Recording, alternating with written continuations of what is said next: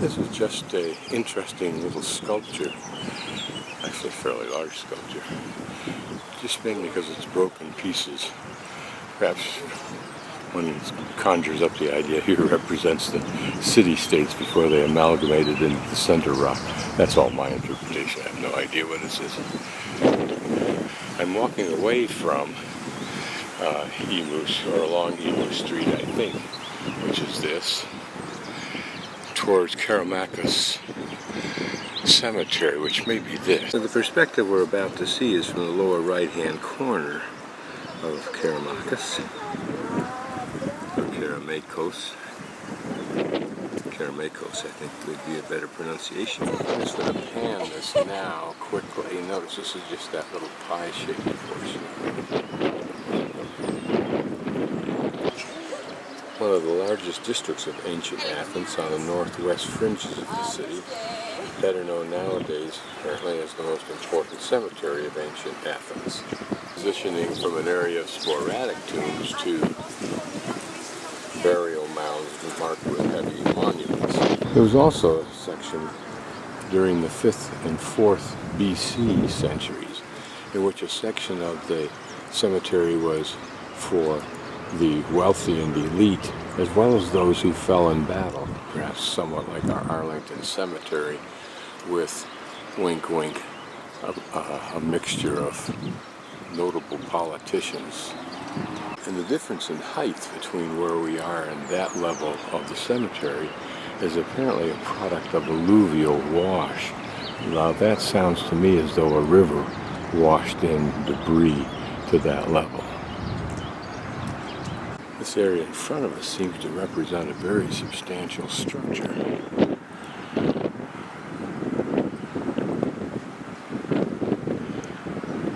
What it was, I don't yet know.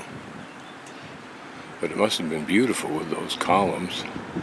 And you wonder if this was a walkway inside of a building or between buildings. It looks, as we continue down in our view, to have been some kind of a roadway or pathway of sorts, in spite of what looks like the same just to the left. Again, these could represent different eras of time.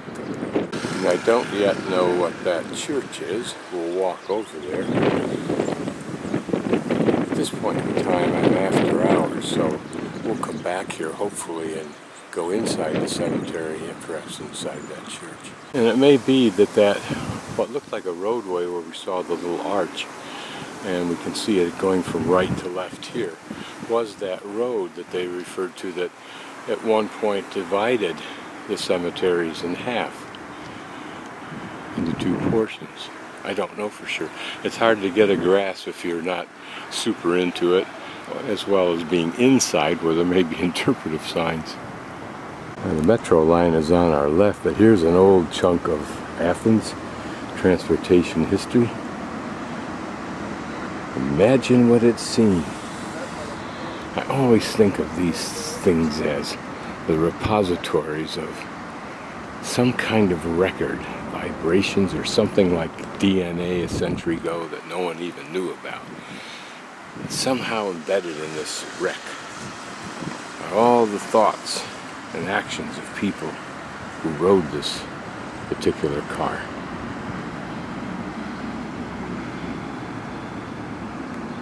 As I've pointed out, almost everything that doesn't move within a 5-second period gets graffitiized. But some of it's rather pretty and imaginative, like that one and this one. An oriental character they seem to have. Whimsical. I mean, these should be people working for Disney, I would think, or the game companies. Even these have become tawdry.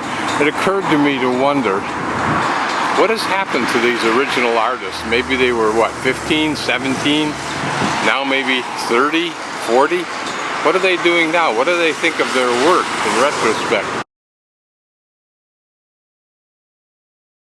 I just wandered into this complex on my walkabout this evening, just because it seemed somewhat interesting. This is a gas holder 1 structure, 1860. We'll see the gas reservoir, or what remains of it, which is just this foundation. must be it over there. Held 7,000 cubic meters of gas. As I pan about just for the fun of it, it was a pretty extensive complex. There's a strange chimney, and then it's square, or at least rectangular. And this must be the gas structure. Imagine what it was like working with a potential bomb of that dimension. It's interesting because it looks like this roof, if you will, to this cafe is attached, well, it is attached to this crane, which is no longer used, but it looks like it is by that smooth, shiny pneumatic cylinder on it. This thing actually takes you up in the air. It may just do that. It does. Isn't that novel?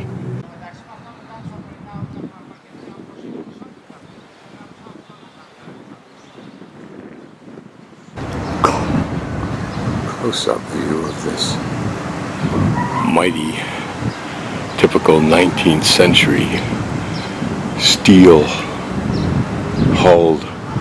ship-like container. The irony is it was founded in 1857, but is in operation until 1984. So this was gas or coal-based gas. In other words, gas from coal. So all of these buildings would have been for processing the must be tremendous amounts of coal. It's interesting. Here we have 3 of these rectangular-like towers, 2 smaller ones over here next to this building. Some of the older buildings we're getting a close-up look at. This is a washer and scrubber of what? Perhaps the coal itself? And what did this less substantial structure house?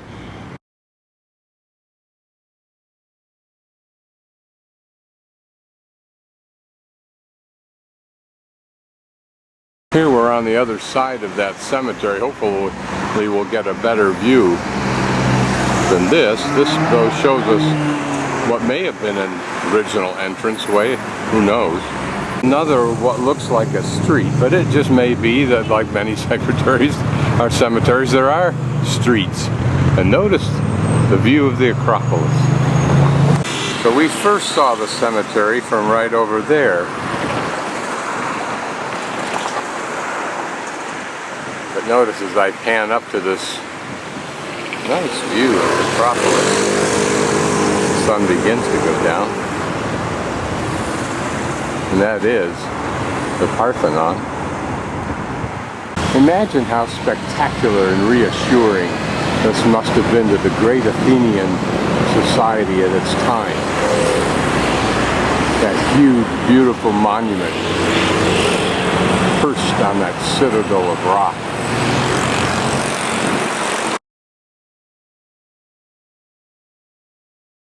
So this appears to be a beginning restoration on the front of this church. This is the one we saw again from the other side.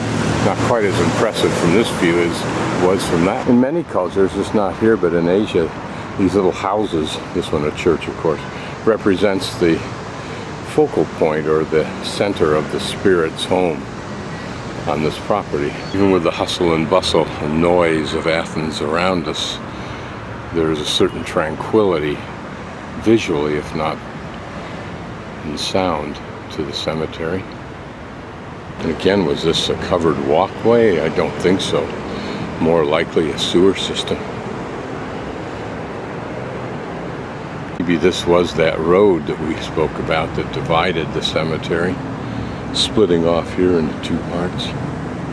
Little things sticking out here usually indicate something with which to attach stucco or something of that nature. On the other hand, since they're tubes, they could be for either wiring or just to drain off water from somewhere. The former is more likely.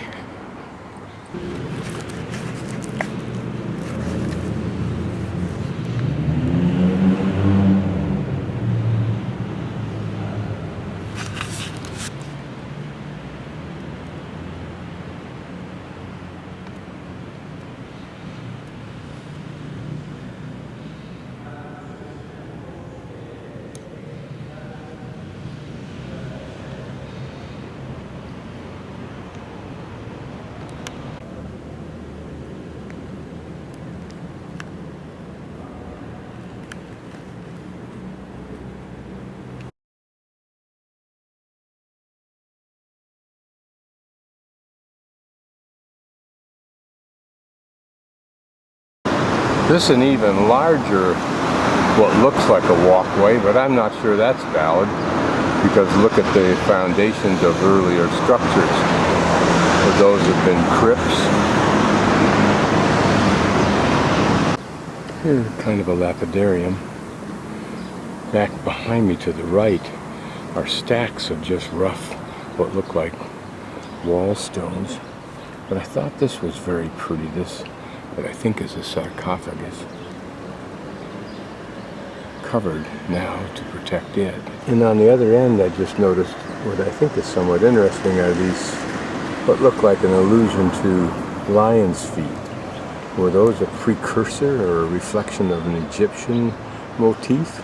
And here, perhaps in situ, original stones from that structure.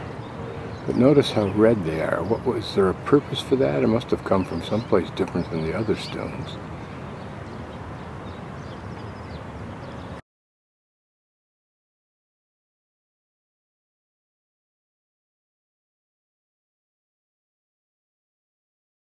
A simple but nicely maintained older structure. Could it have been a wealthy home? Notice the rubble nearby. And nearby, still another house, heavily graffitied, this one.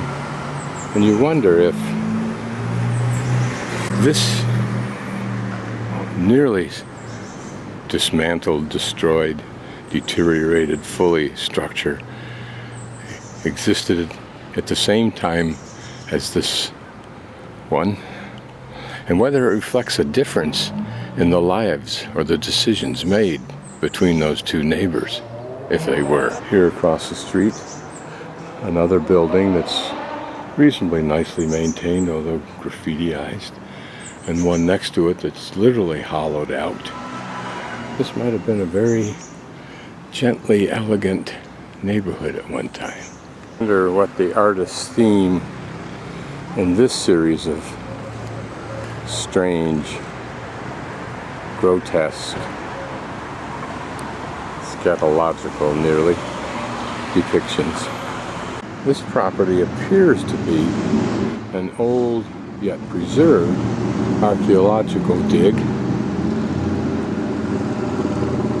Again, perhaps that alluvial fill accounting for the